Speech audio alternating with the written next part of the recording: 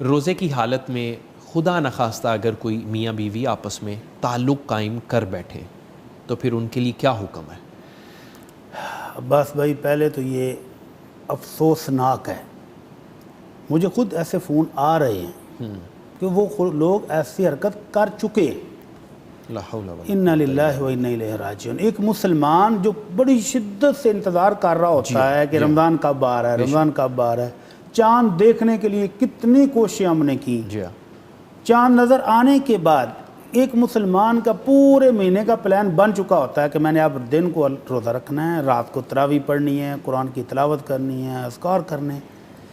تو یہ جو میاں بیوی کے تعلقات ہیں، اللہ تعالیٰ نے اس کی خاص اپنے فضل و کرم سے ہمیں رات کے وقت اجازت دے دی۔ الحمدللہ۔ پہلے یہ پابندی تھی، اچھا پہلی قوموں کو اجازت نہیں تھی؟ پہلے قوموں کو پابندی تھی، اور ابتداء میں اسلام میں بھی یہ پابندی رہی۔ اوکے۔ اور پھر اللہ رب العزت نے اجازت دے دی کہ افطاری سے لے کر سحری تک کا جو درمیان کا وقت ہے میاں بیوی اپنی فطری شہوت، اپنی خواہش کو پورا کر لیں۔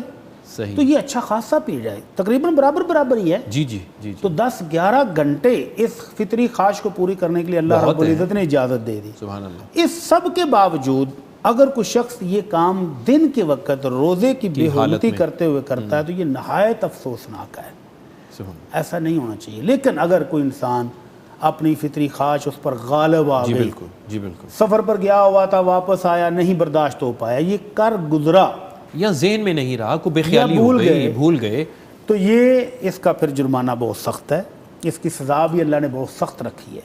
اللہ کے رسول صلی اللہ علیہ وسلم کے دور میں بھی ایک واقعہ ملتا ہے ایسا کہ ایک صحابی آئے اور آ کر کہتے کہ اندر الفاظ پر غور کریں کہ ان کو یہ کام کرنے کے بعد ندامت اور شرمندگی کتنی ہے۔ الفاظ کیا ہیں؟ ہلاک تو یا رسول اللہ، اللہ کے رسول میں ہلاک ہو گیا۔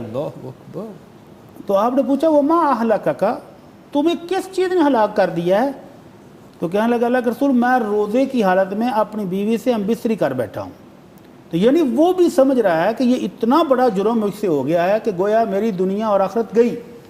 تو اللہ کے رسول صلی اللہ علیہ وسلم نے پھر اس کا کفارہ، یعنی روزہ اتنی عظیم عبادت کہ اس کی بے حرمتی اگر جان بوجھ کے نہیں کی، انجانے میں بھی ہوئی ہے تو جرمانہ کتنا سخت ہے؟ جرمانہ تب بھی ہے۔ آپ نے پوچھا کیا تیرے پاس ایک غلام آزاد کرنے کی طاقت ہے؟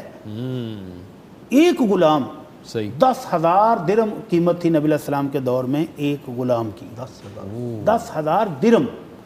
اور ایک درہم جو ہے یہ تقریباً 3 گرام چاندی کا ہوتا ہے، تو 10,000 مین 3 کلو چاندی، 3 کلو چاندی کی قیمت ابھی اس دور میں بھی نکالیں تو اگر چاندی کلو کے حساب سے نکالیں گے تو یہ لاکھوں روپے بنیں گے۔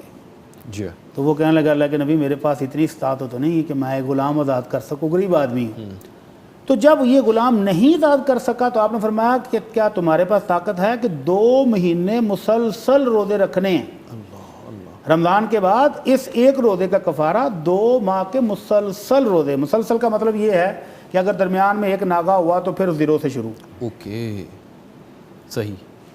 کہنے لگا اللہ کے نبی میرے سے تو یہ ہے جسمانی طاقت ہی نہیں ہے اتنی کہ میں 2 ماہ کے مسلسل روزے نہیں رکھ سکوں گا۔ وہ تو 3 ماہ ہو گئے نا، رمضان المبارک کے بھی پورے کرے گا، تو وہ جب اس پر بھی وہ طاقت نہیں رکھا تو پھر تیسرا آپشن بتایا۔ ہمارے ہاں بدقسمتی سے ہمارے معاشرے میں یہ تیسرا آپشن سب سے پہلے بتایا جاتا ہے۔ اچھا جی۔ تو لوگ اس کا پھر ناجائز فائدہ اٹھاتے ہیں، رمضان کی بے حرمتی کرتے ہیں اور 60 مسکینوں کو کھانا کھلا دیتے ہیں۔